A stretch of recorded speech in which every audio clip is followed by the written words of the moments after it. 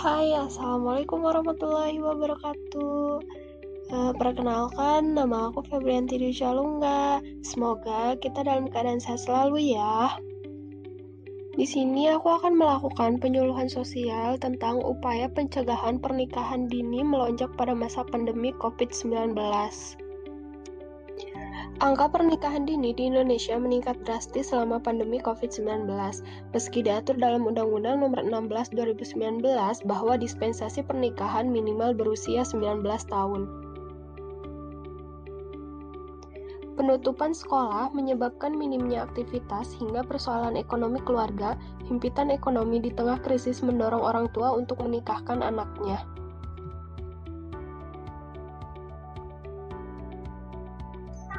Untuk mencegah pernikahan anak usia dini dan KDRT, ini adalah tugas kita bersama, bukan hanya tugas kalangan ibu-ibu.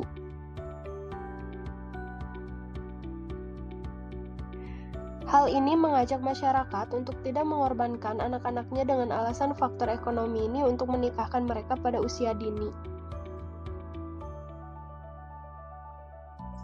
Dampak dari perkawinan usia dini yang paling banyak terjadi adalah tingkat kematian ibu dan anak terus mengalami peningkatan.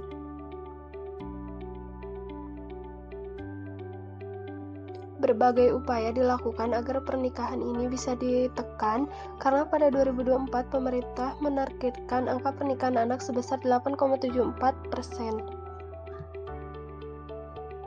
Berdasarkan proyeksi survei penduduk antar sensus atau SUPAS tahun 2015, diperkirakan perkawinan anak perempuan mencapai 1.229.000. Pernikahan dini merupakan bentuk pelanggaran hak asasi manusia, khususnya hak kesehatan reproduksi.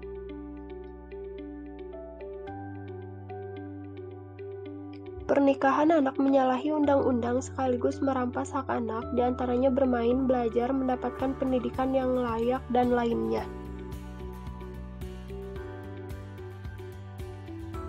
Oleh karena itu, ada beberapa upaya yang perlu dilakukan untuk melakukan pencegahan pernikahan pada anak.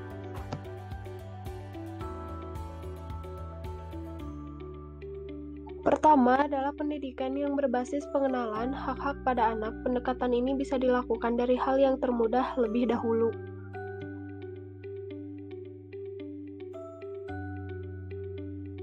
Misalnya perlu dijelaskan jika anak punya hak untuk bermain serta hak belajar tidak untuk dihafal namun untuk dipahami agar bisa diterapkan dalam kehidupan sehari. Kedua adalah edukasi perihal pilihan dan konsekuensi.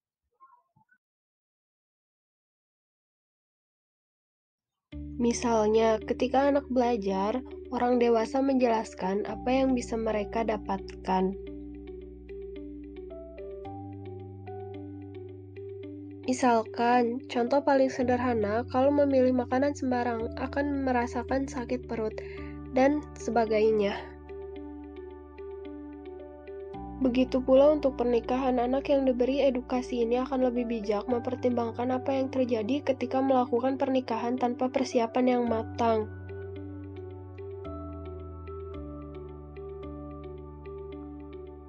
Langkah ketiga yaitu membuat ruang diskusi, bahwa anak kerap terjebak pernikahan karena hilangnya ruang diskusi dengan orang tua.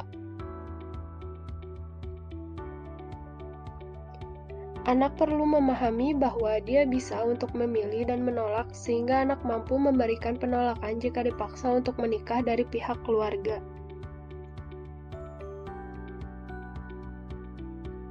Anak juga bisa menyampaikan pendapat terkait penolakan tersebut. Terakhir, yaitu pengembalian keputusan praktis yang bertanggung jawab. Berdasarkan hal itu, stigma atau tradisi pada lingkungan tidak selalu tepat.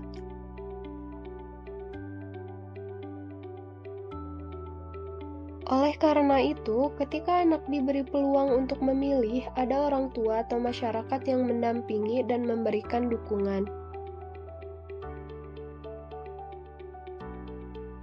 Diperlukan solusi praktis karena merealisasikan pilihan tidak semudah saat mengemukakannya. Penanganan atas persoalan itu perlu kolaborasi semua pihak, termasuk orang tua, guru, kepala desa, dan pemerintah. Sekian yang dapat saya sampaikan. Mohon maaf bila ada kekeliruan kata. Wassalamualaikum warahmatullahi wabarakatuh. Terima kasih untuk semuanya.